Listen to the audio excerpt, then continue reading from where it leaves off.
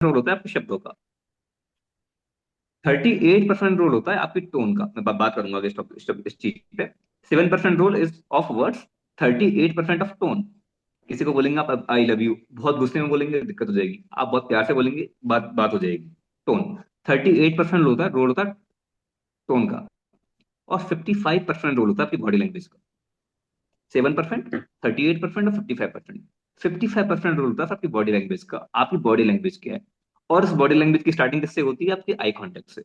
अगर आप किसी की आंखों में आंखें डाल के बात कर सकते हैं, ये पहला प्रूफ होता है कि आप सच बोलते हैं। आप ट्राई कर लीजिएगा, आप किसी पर्सन से झूठ बोलने का ट्राई करिएगा और आंखों में आंख डाल के झूठ बोलने का ट्राई करिएगा। आई कैन गारंटी आप कर ही नहीं पाएंगे, कर ही नहीं पाएंगे आप। किसी पर्सन की आंखों में आंख डाल के आप बोल बोल सकते हैं, ये पहला इस बात का प्रूफ है कि आप सच बोल रहे हैं। आप अपने शब्दों को इधर उधर किए बिना झूठ बोलने का ट्राई करिएगा, कर ही नहीं पाएंगे, बोल ही नहीं पाएंगे। जब भी आप झूठ बोलते हैं आपके शब्द लड़खड़ा जाते हैं। जब भी आप झूठ बोलते हैं आपका आई कांटेक्ट बन ही नहीं पाता। जैसे आप लोगों ने एक्टिंग देखी हो, आप लोग मूवीज देखते होंगे ना। एक्टिंग किसको, जैसे दो चीजें होती है, एक होती है एक्टिंग करना, एक होता है ओवर एक्टिंग करना। एक्टिंग किसको बोलते हैं? जब आपको पता ना चले कि कैमरा कहाँ पे लगा हुआ है। अगर मैं एक्टिंग करने का ट्राई करूंगा तो कैमरे को 10 बार देख लूंगा, इसलिए शायद मैं ओवर एक्टिंग करूंगा कि कैमरा कहाँ पे लगा। आपको पता चल जाएगा कैमरा सामने लगा हुआ है, कैमरा इधर लगा हुआ है। लेकिन अगर एक प्रोफेशनल एक्टर एक्टिंग करता है तो वो पता नहीं चलता कि कैमरा कहाँ पे लगाया हुआ है। वो इधर लगा हुआ है, इधर लगा हुआ है, क्योंकि उसका आई कांटेक्ट एकदम 100% प्योर होता है। लेकिन जब एक पर्सन ओवर एक्टिंग करता है तो आपको पता चल जाता है कि सामने सामने कैमरा लगा हुआ है। तो अगर आप किसी पर्सन की आंखों में आंखें डाल के बोल बोल सकते हैं, उस टाइम पर आपका जो एनर्जी ट्रांसफॉर्मेशन होगा वो मैक्सिमम होगा। और स्किल्स क्या होती है? एनर्जी को ट्रांसफर करने का तो गेम है। आप अपने अंदर की एनर्जी को, आप अपने दिल की एनर्जी को कितनी विश्वास के साथ सामने वाले के अंदर ट्रांसफर कर सकते हैं, दैट्स ऑल अबाउट। यही आई कांटेक्ट होता है। किसी पर्सन से आप आंखों में आंखें डाल के बात कर सकते हैं, यकीन मानना 80% फेज तो वहीं पे कन्वर्ट हो जाती है। तो जब भी किसी पर्सन से बातचीत करने जाए, आप इधर देख के बातचीत कर रहे हैं, आप इधर देख के बातचीत कर रहे हैं, आप सामने देख के बातचीत कर रहे हैं, आप ऊपर देख के बातचीत कर रहे हैं, आप इधर देख के बातचीत कर रहे हैं, तो यकीन माना खेल वहीं पे खत्म है। और मैं क्या बोल रहा हूँ, ये मैच्योर लोगों की बातचीत है। आप अगर इमेच्योर लोगों से डील कर रहे हैं तब तब की मैं बात नहीं कर रहा हूँ, आप निबंध लोगों से डील कर रहे हैं तब की मैं बात नहीं कर रहा हूँ। लेकिन आप किसी प्रोफेशनल आदमी को प्रेजेंटेशन देने गए, आप किसी ऐसे आदमी को प्रेजेंटेशन देने गए जो एजुकेटेड है, जो क्वालिफाइड है, तो वहां पर चीज बहुत ज्यादा इंपॉर्टेंट होती है। इसलिए आप देखेंगे जब भी कोई लीडर स्टेज पे आता है, जब भी कोई अच्छा लीडर स्टेज पे आता है, वो आंखों में आंख डाल के बातचीत कर रहा है। वो आंखों में आंख डाल के बातचीत करता है। क्यों? सर मुझे मेरी एनर्जी को ट्रांसफर करना है। मैं मीटिंग कन्वर्ट कर रहा हूँ, जितने प्रेजेंटर स्टेज पे आते हैं वो अपनी मीटिंग कन्वर्ट करते हैं। वो हमें वो कैमरेज ऑन करने को क्यों बोलते हैं? वो कैमरेज ऑन करने को सिर्फ इसलिए बोलते हैं कि जब मैं आंखों में आंख डाल के बातचीत करता हूँ तो मैं अपनी अंदर की एनर्जी को आपके अंदर ट्रांसफर कर सकता हूँ, आपकी आंखों में आपकी आंखों में। इस टाइम पर दुनिया में सबसे अच्छा फोन कौन सा है जिसका कैमरा बहुत अच्छा होता है? आई थिंक सैमसंग की कोई एस सीरीज है जिसका कैमरा बहुत अच्छा है। S24 अल्ट्रा, आई थिंक, मुझे नाम कंफर्म नहीं लेकिन आई थिंक वही है। कोई भी शायद मालूम होगा। आईफोन, जैसे आईफोन अभी जो लेटेस्ट मॉडल है उसका कैमरा बहुत अच्छा है। आई थिंक कितने, आई थिंक सर 56 मेगापिक्सल का कैमरा आता है। मुझे मतलब आईडिया नहीं है इस बात का। इससे तो ऊपर पहुंच गया होगा अब तो। आपको पता है दुनिया का सबसे बेस्ट कैमरा किसके पास है? दुनिया का सबसे सबसे बेस्ट कैमरा कौन सा होता है? आंखों का। आंखों का। पता है इसकी इसकी पिक्सल कैपेसिटी कितनी है? इसकी पिक्सल कैपेसिटी है 526 पिक्सल्स। 526 पिक्सल। तो जब मैं S23 जब मैं पिक लेता हूँ तो वो इतनी क्लियर आती है, वहां पर इतना कमाल की एनर्जी होती है। तो आप अगर अपनी आंखों से फोटो लेंगे तो कितनी कमाल की आएगी। इसलिए बोलते हैं सर एनर्जी ट्रांसफॉर्मेशन हमेशा आंखों से सबसे ज्यादा होता है। आंखों में फिर आंख डाल के बातचीत करनी है। और सब हमारे प्लान स्टार्टिंग में बोला करते थे, पर जब भी किसी प्रेजेंटेशन दिखाने जाए ना, तो आंखों में आंख डाल के इस तरीके से बातचीत करें कि आप आंखों में आंख डाल के सामने वाले की आंख निकाल लें। हो गया फिर गेम वहीं पर। मैं बता रहा हूँ आप लोगों को, फिर जर्निंग बहुत आसान हो जाती है। अगर ये स्किल आपके, अगर आप ये चीज सीख सकते हैं, फिर मुझे कुछ भी करना है, मुझे आंखों में आंख डाल के बातचीत करनी है। और मैं तब बता रहा हूँ आपको, कभी भी ऐसा नहीं होगा कि दो पर्सन सेम एनर्जी लेवल पे हैं और दोनों में से एक पर्सन ही आंखों में आंख डाल के बातचीत कर रहा है। आंखों में आंख डाल के जब आप बातचीत करेंगे, आप अगर सामने वाले की आंखों में 10 मिनट तक देख के बातचीत कर सकते हैं, वो पर्सन फिर आपकी टीम में आ जाएगा। It's guaranteed, guaranteed. क्योंकि जिसका आई कांटेक्ट हो गया वो उसकी टीम में ज्वाइन करेगा। जैसे आपने सुना होगा मूवीज के अंदर होता है जनरली कि आई कांटेक्ट हुआ और लव स्टोरी स्टार्ट हो गई सिर्फ आई कांटेक्ट होने से। और मैं स्टेरिंग की बात नहीं कर रहा हूँ, घूरने की बात नहीं कर रहा हूँ, मैं क्रीपी स्माइल की बात नहीं कर रहा हूँ। मैं एक, क्योंकि हम लोग तो प्रोफेशनल बिजनेस के अंदर है, मैं प्रोफेशनली आई कांटेक्ट की बात कर रहा हूँ। तो घूरना नहीं है, ऐसा नहीं सामने वाले घूरे जा रहे हैं, घूरे जा रहे हैं, घूरे जा रहे हैं, वो पर्सन बेचारा कंफर्टेबल कंफर्टेबल फील नहीं करना। तो घूरना नहीं है, क्रीपी स्माइल भी नहीं करनी है, वो आपको ठगी समझेगा नहीं तो फिर उसके बाद वो भी नहीं करना है। क्या करना है? प्रोफेशनली। Eye contact.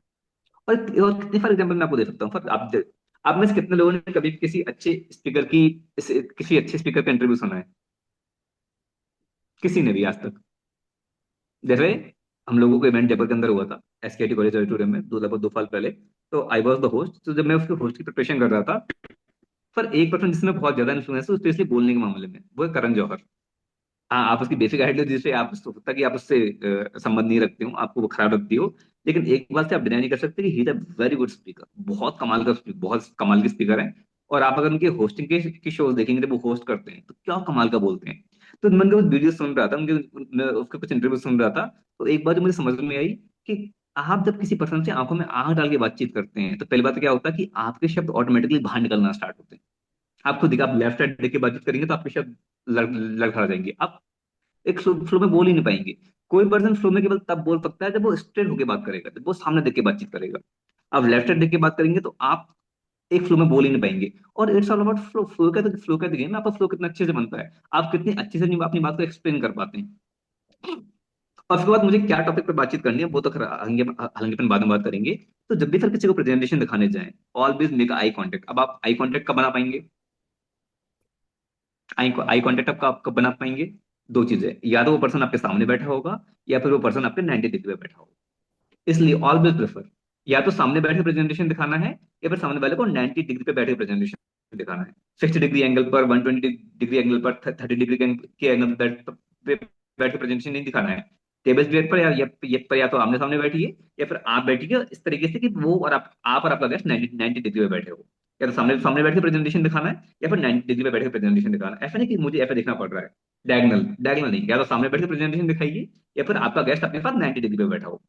इस तरीके से आप लिखेंगे, सामने वाला ऑटोमेटिकली उस बात को समझ जाएगा। और हमेशा अगर आप 90 डिग्री पे बैठा रहे हैं तो हमेशा अपने राइट में बिठाइए। अगर आप राइट हैंड से लिखते हैं तो अपने राइट में बिठाइए। आप अगर लेफ्ट हैंड से बैठते हैं तो लेफ्ट में बिठाइए। समझ में आया क्यों बोला मैंने ये बात? आप अगर राइट हैंड से लिखते हैं तो राइट में बिठाना है। क्यों?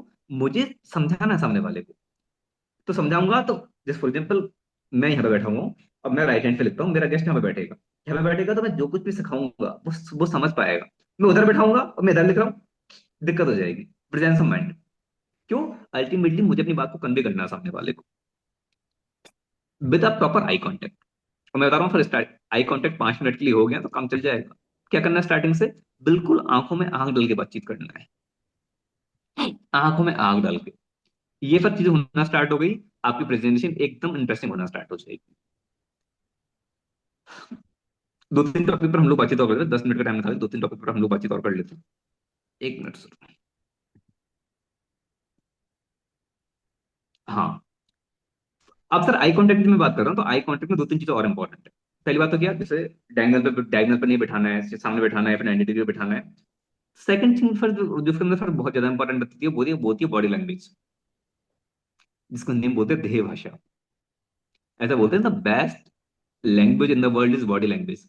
आपकी बॉडी लैंग्वेज आपके बोलने से पहले बोल जाती है। आप कैसे दिखते हैं इन द सेंस, मैं शक्ल की बात नहीं कर रहा, वो तो ऊपर वाले ने जैसे बना दिया है। आप किस तरीके से खड़े हुए हैं, आपका हैंड मूवमेंट किस तरीके से हो रहा है, आपका आई कांटेक्ट किस तरीके से हो रहा है, आपने पेन किस तरीके से पकड़ा हुआ है, आप कैसी डायरी लेके गए हैं, आप कैसा पेन लेके गए हैं, आपने शूज कैसे पहने हुए हैं, आपने शर्ट कैसी पहनी हुई है। पर ये सारी चीजें आपके बोलने से पहले बहुत कुछ बोल जाती हैं आपके बारे में। इसलिए बोलते हैं a good body language is always a good body language always brings Fortune in your life. एक अच्छी बॉडी लैंग्वेज पहला तरीका होता है आपकी जिंदगी में अच्छा फॉर्च्यून लाने का। अगर एक अच्छी बॉडी लैंग्वेज, अब बॉडी लैंग्वेज तो काम किया जा सकता है। इस बहुत सिंपल बात मैं आप लोगों को बोलता हूँ। कोई कोई भी मूवी देखिए, स्पेशली वॉरियर मूवीज, जो वॉर मूवीज होती हैं जिसमें वॉरियर दिखाया गया है।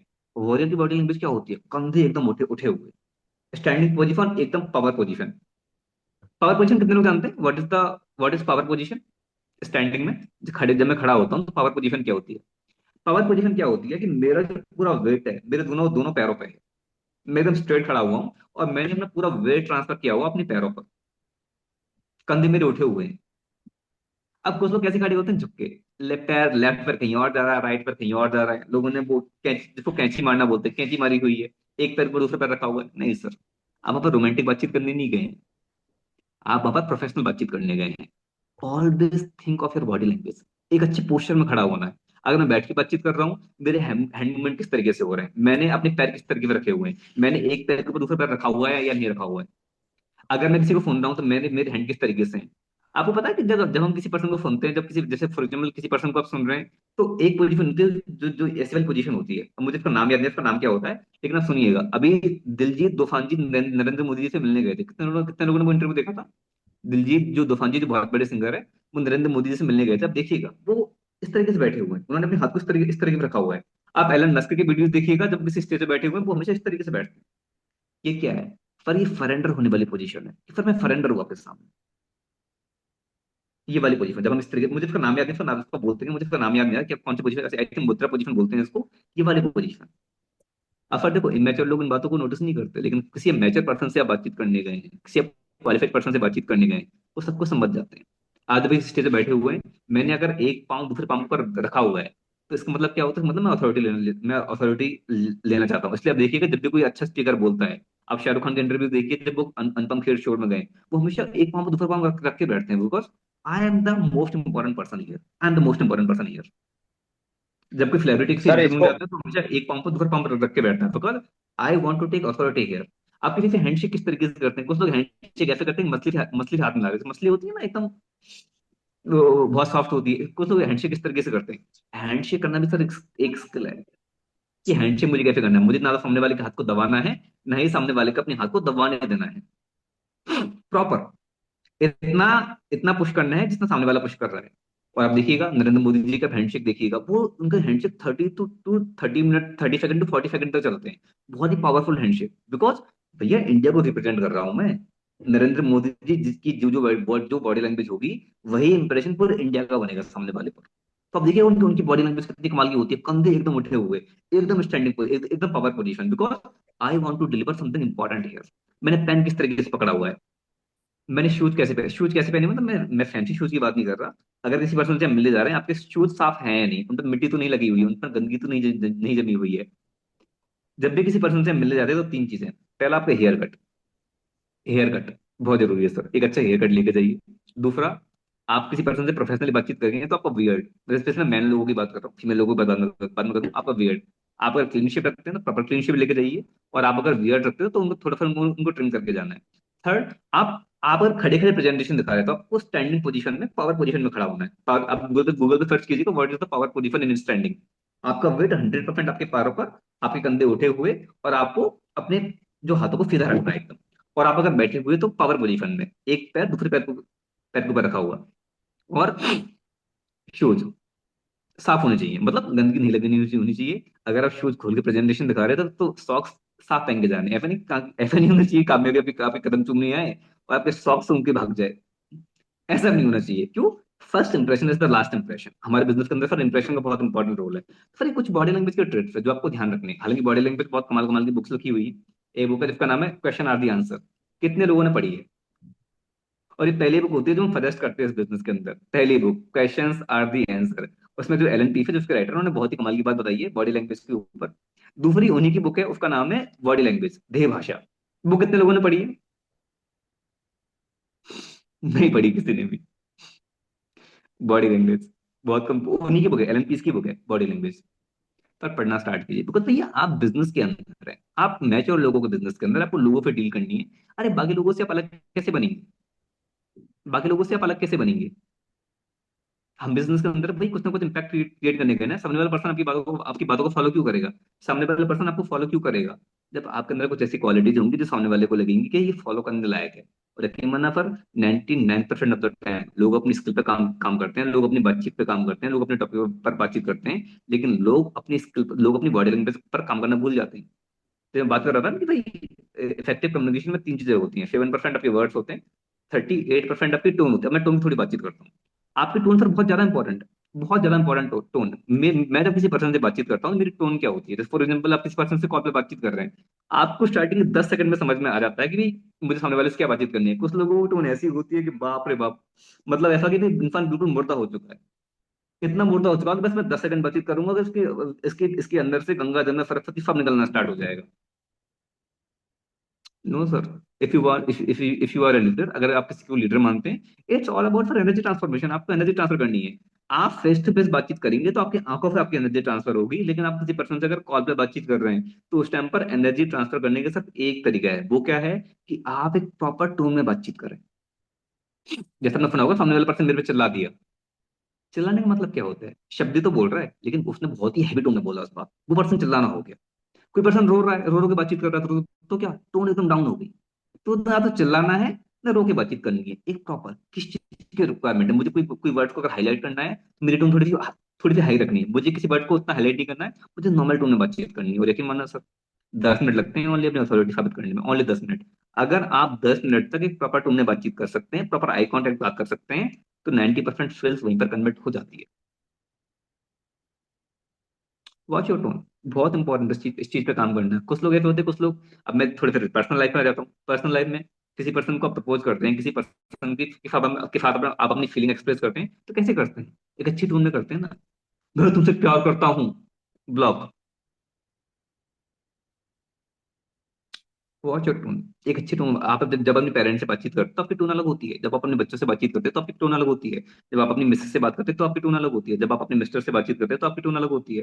जब आप अपने स्टूडेंट से बात कर रहे हैं तो आपकी टोन अलग होनी चाहिए। आप अपने टीचर से बातचीत कर रहे हैं तो अपनी टोन अलग होनी चाहिए। और ये अपनी रिस्पेक्ट शो करने का सबसे कमाल का तरीका है कि आप जिस टोन की रिक्वायरमेंट है, आपका रोल क्या है। फॉर एग्जाम्पल, मैं हूँ, आई एम गौरव उत्तम, मैं एक अपलाइन भी हूँ, मैं एक डाउनलाइन भी हूँ, मैं एक ब्रदर भी हूँ, मैं एक सन भी हूँ। मैं अन्य टाइम में मान लो हस्बैंड भी बन जाऊंगा। एक ही इंसान है, लेकिन फिर 5 अलग अलग रोल है। तो 5 रोल को आप एक तरीके से नहीं, एक तरीके से आप नहीं निभा सकते ना। जब मेरा रोल एक सन का है तो मेरी टोन अलग होनी चाहिए। जब मेरा रोल एक लीडर का है तो मेरी टोन अलग होनी चाहिए। जब मेरा रोल एक प्लान का है तो मेरी टोन अलग होनी चाहिए। जब मेरा रोल एक डाउनलाइन का है तो मेरी टोन अलग होनी चाहिए। जब मेरा रोल एक हस्बैंड का है तो मेरी टोन अलग होनी चाहिए। सेम शब्द, लेकिन 5 अलग अलग टोन में। एक चेहरा है लेकिन एक्सप्रेशन अलग अलग होते हैं ना। एक एक्सप्रेशन रोने वाला होता है, एक एक्सप्रेशन गुस्सा करने वाला होता है, एक एक्सप्रेशन मान लो कि सिंपैथी मांगने वाला होता है, एक एक्सप्रेशन मान लो कि बहुत ज्यादा फ्रस्ट्रेशन वाला होता है। एक चेहरा लेकिन एक्सप्रेशन अलग अलग है, तो बात एकदम अलग अलग होती है। और ये बहुत कमाल का तरीका है सामने वाले को इन्फ्लुएंस करने का, कि जो पर्सन जो टोन रिक्वायर्ड है उस टाइम पर, मान लो कोई आपको एग्रेसिव टोन रिक्वायर्ड है, एग्रेसिव टोन में बात कीजिए। डिफेंसिव टोन रिक्वायर्ड है, डिफेंसिव टोन में बातचीत करिए। जो वही बात की प्रेजेंस ऑफ माइंड, जो उस टाइम पर इंपॉर्टेंट है उस टोन में आपको बातचीत करना है। सर, बॉडी लैंग्वेज में 3 बातें हो गई। एक आपके शब्द हो गए, जो जब लगातार आप प्रैक्टिस करेंगे, जब लगातार आप बुक्स पढ़ेंगे तो आपको सीखने को मिलेगा। सेकंड, 38% आपकी टोन हो गई, 55% आपकी बॉडी लैंग्वेज हो गई। और फिर मैं बता रहा हूँ, वो बॉडी लैंग्वेज सीखी जा सकती है। ये भी एक बहुत कमाल की स्किल है। उसमें हैंडशेक करना है, पेन किस तरीके से पकड़ना है, आई कांटेक्ट किस तरीके से करना है, खड़ा किस तरीके से होना है, बैठना किस तरीके से है, मुझे कॉपी किस तरीके से पकड़नी है, डायरी किस तरीके से पकड़नी है। ये सारी चीजें इंपॉर्टेंट, ये सारी चीजें काउंट होती हैं आपकी बॉडी लैंग्वेज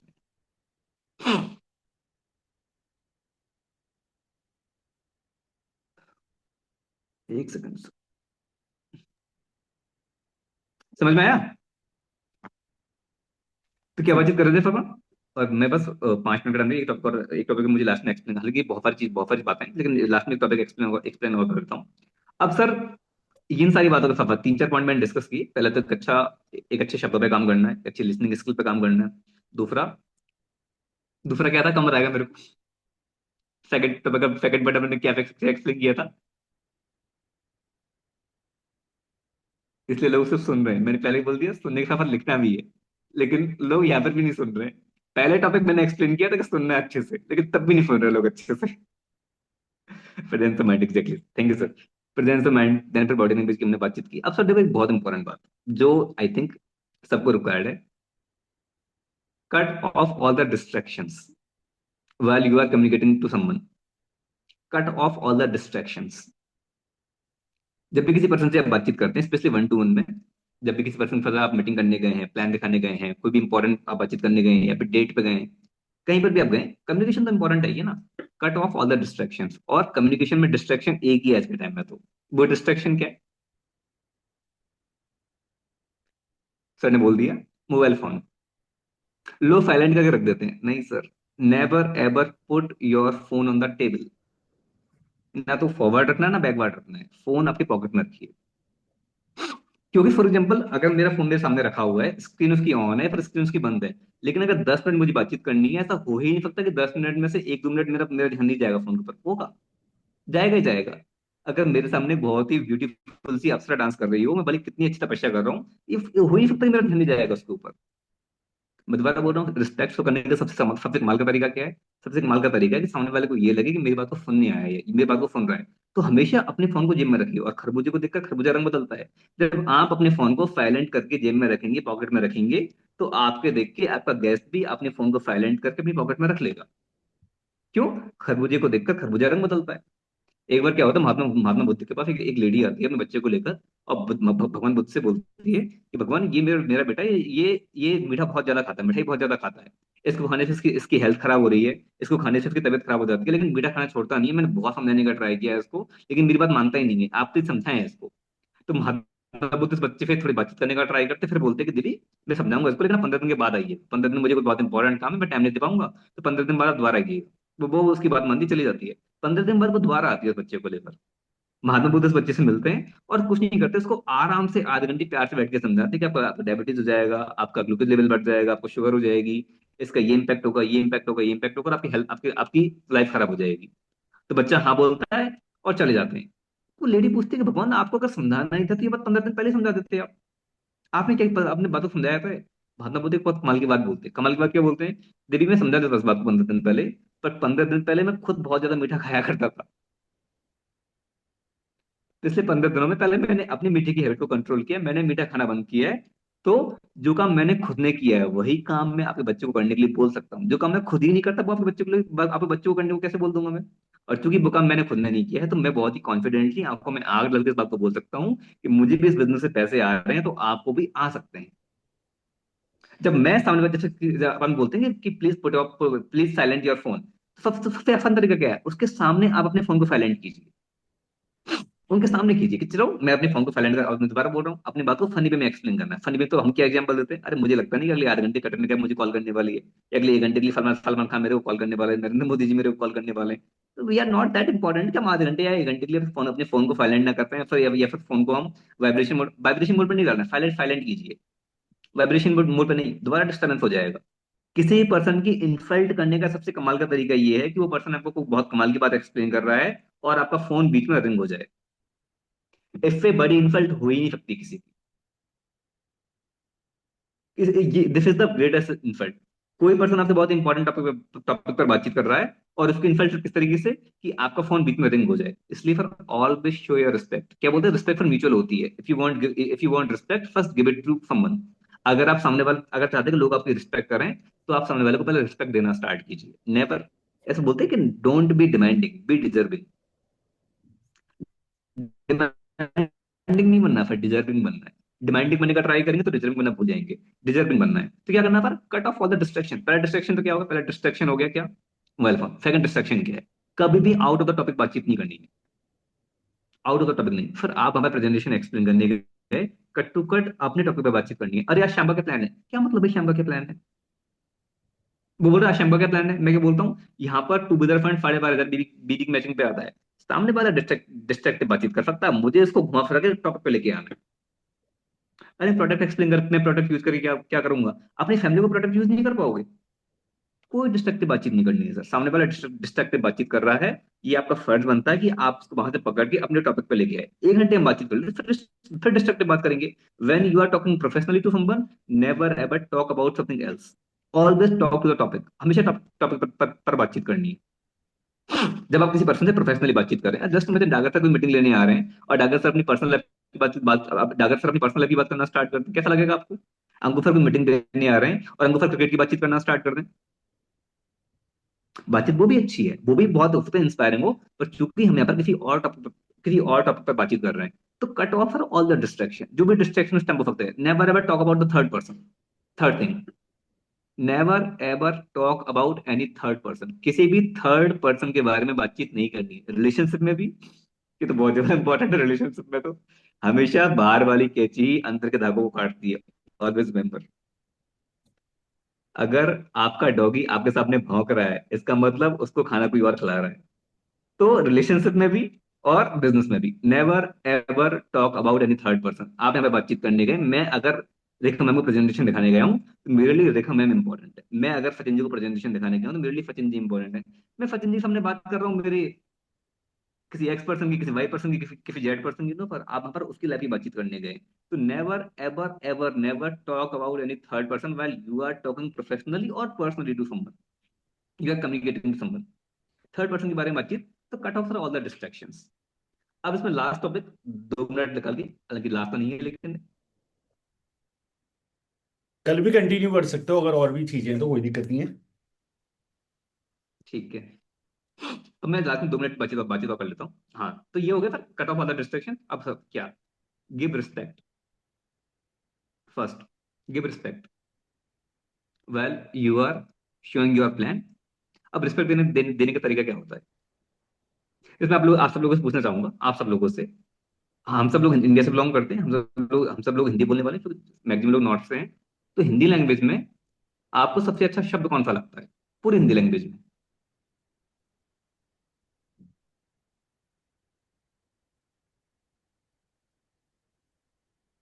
ये तो कैसे कमेंट भी कर मतलब? सकते हैं। सर आप तो मेरे प्लान तो, तो आपको तो पता है, एग्जाम्पल पहले पहले पहले दिया होगा, ये आपने पढ़ा होगा कहीं पर। बाकी लोगों से पूछते तो, या फिर आप भी आंसर दे सकते हैं फिर इस बात का। मुझे चलो ये छोड़ो, पूरी हिंदी लैंग्वेज में मुझे सबसे अच्छा नाम कौन सा लगता है? पर्सनल कमेंट करें तो पर्सनल मुझे मुझे भेजना है, अगर कमेंट करें तो पूरी हिंदी लैंग्वेज में मुझे सबसे अच्छा नाम कौन सा लगता है? नाम बोले तो जैसे आपका नाम गौरव है वैसे नाम? Exactly exactly। नेम, किसी पर्सन का नाम हो गया। पूरी हिंदी लैंग्वेज में मुझे सबसे अच्छा नेम कौन सा लगता है? जी।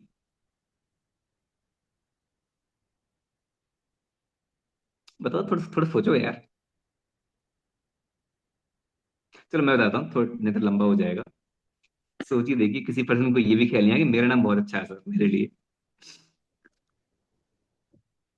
मतलब हम लोग अपने खुद के नाम की भी रिस्पेक्ट नहीं करते यार। मुझे, मेरे लिए तो मेरा नाम दुनिया का सबसे प्यारा नाम है ना। मेरे इससे बेटर नाम कुछ भी नहीं है। गौरव तो दुनिया का बेस्ट, सबसे बेस्ट नेम है। आपका नाम अगर अंकुश है तो अंकुश भी दुनिया का सबसे प्यारा नाम है। आपका नाम अगर भीम है तो भीम सबसे प्यारा नाम है। जो चीज मेरी है, मेरे पेरेंट्स की मैं रिस्पेक्ट क्यों करता हूँ भाई? मेरे पेरेंट्स है ना, और क्या रीजन है इसके अलावा? बस बात खत्म हो गई। मेरी मम्मी की मैं रिस्पेक्ट क्यों करता हूँ? मेरी मम्मी है भाई, इसलिए रिस्पेक्ट करता हूँ। मेरे ब्रदर की, मेरा भैया भाई, इसलिए रिस्पेक्ट करता हूँ मैं। सिंपल सी बात है। आप में से किसी भी इंसान की डायरी आप देख लीजिएगा, किसी भी इंसान की डायरी, मैं चैलेंज करके बोल सकता हूँ, मैं कुछ लोगों की बात नहीं कर रहा। जब मैं मेरा नाम देखता हूँ गौरव कुमार गुप्ता, कोई भी पर्सन ऐसा नहीं होगा जो ये लिखता होगा मिस्टर गौरव कुमार गुप्ता या गौरव कुमार गुप्ता जी। नहीं लिखते हम। अपना अपने नाम के आगे भी मिस्टर नहीं लगाते, नाम के पीछे भी जी नहीं लगाते। मैं दिखाता हूँ आपको। आपको सर मेरी एक भी डायरी नहीं मिलेगी जिसके अंदर मैंने मेरे नाम के आगे मिस्टर नहीं लगाया होगा। मिस्टर गौरव कुमार गुप्ता। हाँ, ये तो पर मैं ऑब्जर्व मेरे किया है मैंने, आप मिस्टर लगाते हो। पर मैं मेरे नाम की रिस्पेक्ट नहीं करूंगा तो सामने वाले को रिस्पेक्ट कहाँ पे दूंगा? मैं रिस्पेक्ट हमेशा खुद से स्टार्ट होती है। तो पर जब भी किसी पर्सन से आप बातचीत कर रहे हैं तो रिस्पेक्ट देना स्टार्ट किया। अब रिस्पेक्ट कैसे देते हैं हम? कैसे देते हैं रिस्पेक्ट? 2-3 तरीके देने के। पहला, ऑलवेज विश फर्स्ट। सामने वाले का वेट मत कीजिए कि पहले मैं गुड मॉर्निंग बोलेंगे तो मैं गुड मॉर्निंग बोलूंगा। हमेशा खुद पहल करना स्टार्ट कीजिए। जब भी किसी पर्सन को देखते हैं, good morning sir, good morning ma'am. Always always be the first person to to wish someone. हमेशा पहला पर्सन बनना है जिसको विश करनी है। लोग अपनी ईगो में घूमते रहते हैं, मैं क्यों बातचीत करूं? पर बहुत से लोग आए, बहुत से लोग चले गए। ये बिजनेस सिर्फ सेल्स करने का बिजनेस नहीं है। सेल्स करने में आप अच्छे हो सकते हैं, लेकिन ये बिजनेस एक अच्छा इंसान बनने का बिजनेस है। आपको एक अच्छा इंसान बनना है। हम हमेशा रिस्पेक्ट पावरफुल लोगों की नहीं करते हैं, हम हमेशा रिस्पेक्ट अच्छे लोगों की करते हैं। तो always be the first person to wish good morning, good night, good afternoon. हमेशा पहला पर्सन बनना है, पहला पर्सन। दूसरा, हमेशा नाम के आगे मिस्टर लगाइए या फिर नाम के पीछे जी लगाइए। कभी किसी पर्सन से सिंगुलर में बातचीत मत कीजिए। Ankush sir, Bhim sir, Kundan sir, Kundan ji. आप किसी अपने फ्रेंड से बातचीत कर रहे हैं पर्सनल लाइफ में तो कुछ भी कुत्ता कमीना कुछ भी बोल के बातचीत कीजिए, लेकिन जब किसी पर्सन से आप प्रोफेशनली बातचीत कर रहे हैं तो हमेशा नाम के आगे मिस्टर, नाम के पीछे जी लगाना स्टार्ट कीजिए। जब भी किसी पर्सन से आप पहली बार बातचीत कर रहे हैं तो hello mister, hello mister Kundan, hello sir. क्या रिस्पेक्ट लगाना, क्योंकि फिर मैं बता रहा हूँ आपको, लोगों को पर्सनल लाइफ में नहीं मिलती फिर रिस्पेक्ट। एक बार एक पर्सन बातचीत कर रहा था तो वो ज्ञान ये दे रहा था कि जहां पर आपको इज्जत न मिले वापस जा रहनी चाहिए। लेकिन फिर क्या बोलता है, इसका मतलब बंदा अपने घर पे भी नहीं, अपने अपने घर भी ना जाए। मुझे रिस्पेक्ट अपने घर में भी नहीं मिलती, तो क्या अपने घर भी नहीं जाएगा बंदा? सर लोगों को नहीं मिलती रिस्पेक्ट पर्सनल लाइफ में, तो you are the first person सामने वाले को इज्जत देना स्टार्ट करेगी। क्योंकि मैं बता रहा हूँ आपको, ये फर्क किसी पर्सन के दिल को जीतने का सबसे आसान तरीका है कि आप उस पर्सन से रिस्पेक्टफुली बात करना स्टार्ट करो। तो पहला तरीका, पहला तो क्या हो गया? ऑलवेज विश करना स्टार्ट करें पहले। दूसरा, जी लगा के या सर लगा के मैम लगा के बातचीत करें। तीसरा तरीका, तीसरा, तीन मैजिकल वर्ड्स बता रहा हूँ सर, थ्री मैजिकल वर्ड्स। पहला, थैंक यू। दूसरा, सॉरी। तीसरा, सैल्यूटेशंस, मतलब विश करना। सर मैं बता रहा हूँ, लोग इतने कमजोर होते हैं ना थैंक यू बोलने में, लोग इतने कमजोर होते हैं सॉरी बोलने में, लोग इतने कमजोर होते हैं विश करने में, जिसकी लिमिट नहीं है दूर दूर तक। आपको कुछ 10-12 साल पहले की बात है, एक बहुत ही कमाल का इंसिडेंट जो मेरे साथ हुआ पर्सनली, मैं सच बताता हूँ, मैं फर्स्ट टाइम अपने घर से बाहर निकला था when I was in 11th class. मेरे पापा मुझे गंगापुर छोड़ के आए थे। गंगापुर में मैंने एडमिशन लिया था, मेरी होम टाउन से लगभग 20-25-30 किलोमीटर दूर है। पर मैं बिलोंग करता हूँ एक बहुत ही स्मॉल टाउन से, अंकुर जानते हैं इस बात को। हम लोगों को जो डिस्ट्रिक्ट है, क्योंकि हम लोग एक जगह से बिलोंग करते हैं, हम लोगों को जो एरिया है वो पूरे राजस्थान का मोस्ट इलिटरेट एरिया बोला जाता है। पूरे राजस्थान का मोस्ट इलिटरेट एरिया, अगर मैं एरिया की बात करूंगा, लोगों की बात नहीं कर, एरिया की बात कर रहा हूँ। और जिस हमारा जो डिस्ट्रिक्ट लगता है वो पहला डिस्ट्रिक्ट है राजस्थान का जिसमें ट्रेन नहीं है, मतलब सिटी के अंदर रेलवे ट्रैक नहीं है। तो बहुत ही स्मॉल टाउन से बिलोंग करते थे, पर हमको तो ये सब कुछ आता नहीं था। तो मैं पहली बार गंगापुर आया था, तो मैं किसी शॉप से कुछ सामान लेने गया था। तो जब मैं सामान लेके आया तो मेरे साथ एक पर्सन था, उसने बोला थैंक यू तो बोल दे भैया को। मैं थैंक यू क्यों बोलना है, सामान लेने जा रहे, मैंने पैसे दिए, सामने वाले ने सामान दे दिया। तो उस पर्सन ने क्या पता क्या बोला मेरे को, बनिया पक्का बनिया होगा ये। वो बात इतनी हर्ट की थी ना मेरे को, मैं सच बता रहा हूँ, इतनी हर्ट की थी मेरे को, इतनी हर्ट की थी कि यार इतना बेकार होता है क्या। पर मैंने एक स्किल सीख ली, आप किसी पर्सन से कोई भी सामान लेके आ रहे हैं, थैंक यू बोल के आइए, हमेशा। It's the sign of gratitude sir, it's the sign of the respect. जहां पर भी आपकी गलती है, कभी एक्सप्लेन मत कीजिए, अपनी गलती को एक्सेप्ट कीजिए, सॉरी बोलना स्टार्ट कर दीजिए। सर मैं बता रहा हूँ आप लोगों को, स्पेशली मैं, आई एम सॉरी, मैं स्पेशली विमेन लोगों की बात बोल रहा हूँ। सॉरी बोलना भी सर इंपॉर्टेंट है, सॉरी सुनना भी इंपॉर्टेंट है, सभी को बोल रहा हूँ हालांकि इस बात को। जहां पर भी आपकी गलती हो, कभी भी फिर डिफाइन मत कीजिए। लोग अपनी गलती पर वकील बन जाते हैं, सामने वाले की गलती पर जज बन जाते हैं। अपनी गलती को डिफेंड करने का ट्राई करते हैं, सामने वाले की गलती पर गर्दन उड़ाने का ट्राई करते हैं। नहीं सर, थैंक यू बहुत इंपॉर्टेंट है, छोटी छोटी बातों पर। कोई पर्सन ने आपकी कैसी भी हेल्प की है, कैसी हेल्प नहीं की है, ऑलवेज थैंक यू। सॉरी, अब मैं इसे नहीं बोल कि बिल्कुल चाटना स्टार्ट कर दी, वो भी नहीं करना है, सिंपिंग सिंपिंग भी नहीं करनी, अननेसेसरी, लेकिन जहां पर भी रिक्वायर्ड है सर। और भी मैं बता रहा हूँ सर, ये बहुत मैजिकल वर्ड्स होते हैं। ये सामने वाले के दिल को जीतने का बहुत आसान तरीका है कि आप लोगों को रिस्पेक्टफुली बात करना स्टार्ट करें, लोगों को रिस्पेक्ट देना स्टार्ट करें। तो रिस्पेक्ट देने का तरीका क्या है, आप विश करना स्टार्ट कीजिए। आप नाम के आगे मिस्टर सिंगुलर सिंगुलर में बातचीत आपको नहीं करनी है। थर्ड तरीका क्या है, कहीं पर भी आपसे कोई गलती हो गई है, आपको लगता है कि सर मैंने गलती इंटेंशनली, देखो गलती दोनों तरीके से होती है, इंटेंशनली भी होती है और अनइंटेंशनली भी होती है। फॉर एग्जाम्पल, अंकुश ने मेरे को कॉल किया, मैं नहा रहा था, मुझे फोन का मालूम नहीं चला, और हो सकता है कि मेरे माइंड से स्किप कर गया कॉल करने का।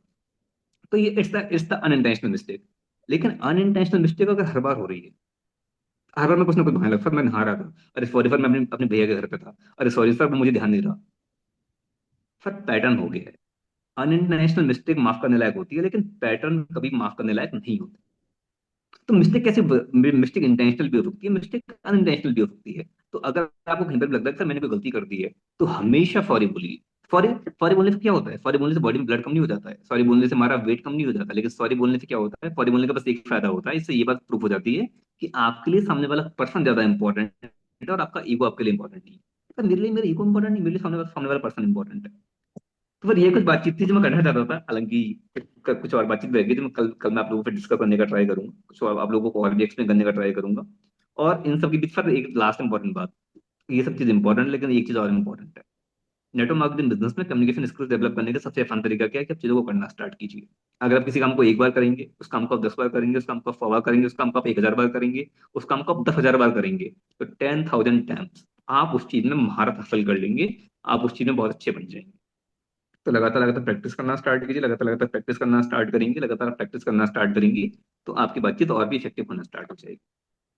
तो it's all from the my side, last में I like to invite Ankul sir for concluding the session. तो इट्स ऑल योर सर।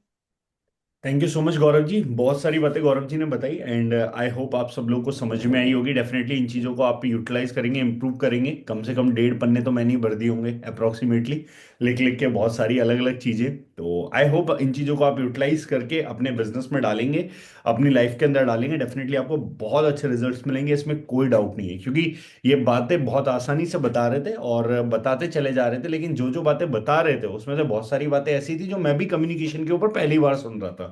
तो डेफिनेटली जितने बता भी दो सर, मेरे को भी क्या पता था, आपने कॉम्प्लीमेंट जाएगा मेरे लिए। डेफिनेटली जितने भी लोग नए हैं उनके लिए तो डेफिनेटली ये बहुत कुछ होगा, इसीलिए मैंने रिकॉर्डिंग ऑन किया बीच में। मैं सोच रहा था कि चलो ठीक है रहने देता हूँ, फिर एक के बाद एक अच्छी बात आती चली गई, फिर मैंने सोचा नहीं यार रिकॉर्डिंग ऑन करना पड़ेगा। इसलिए मैंने बीच में जाके रिकॉर्डिंग ऑन किया फिर। तो जितनी भी बातें बताई बहुत इंपॉर्टेंट थी, और इनको आप लाइफ में इंप्लीमेंट करेंगे डेफिनेटली आपको अच्छे रिजल्ट्स मिलेंगे। राइट, तो अपने बिजनेस में इनको इंप्लीमेंट करिए, अपने बिजनेस में इंप्लीमेंट करके आप देखेंगे डेफिनेटली आपकी परफॉर्मेंस बहुत अच्छी आपको दिखाई देगी। बाकी कल हमारा ऑफर का last day, offer closing today is, आज हमारी डेट हो चुकी है 18 जनवरी, कल 19 जनवरी है, कल हमारा ऑफर का लास्ट डे है। और आज शाम को 8 बजे नैनो कर्क्यूमिन लैटेक के ऊपर डागर सर का सेशन होने वाला है। आप सब लोग को ऑलरेडी पोस्टर मिल गया होगा, नहीं मिला होगा तो अभी मैं फॉरवर्ड कर दूंगा ग्रुप के अंदर। Nano curcumin लैटेक